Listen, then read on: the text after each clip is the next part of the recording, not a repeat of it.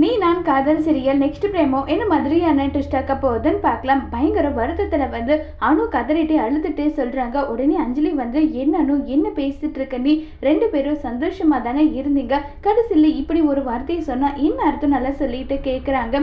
உடனே அனு என்னுடைய ஜாதகத்துல ஏதோ ஒரு பிரச்சனை இருக்கு, இந்த மாதிரி எல்லாம் ரூமர்ஸ் வந்துட்டு இருந்தது, அதை நினைச்சு நான் அத்தைக்கிட்டே கூட இந்த விஷயத்த சொன்னேன், என்கிட்ட சத்தியம் வாங்கினதே அத்தை தான் சொல்லிட்டு இப்ப சுந்தரிய போட்டு கொடுத்துடுறாங்க.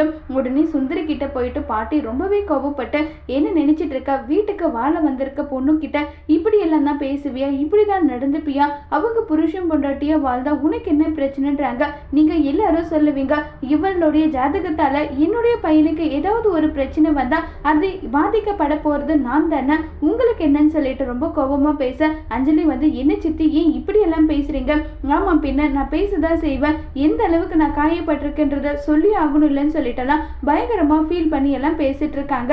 இதை கேட்டதுமே அபி முடிவு பண்றாங்க, அப்ப இது எல்லாத்துக்கும் காரணம் நீங்க தானா, உங்களை என்ன பண்றேன்னு பாருங்கன்னு சொல்லிட்டு ரொம்பவே கோபத்துல இருக்காங்க. அதோட இந்த பிரமவை முடிச்சிருக்காங்க.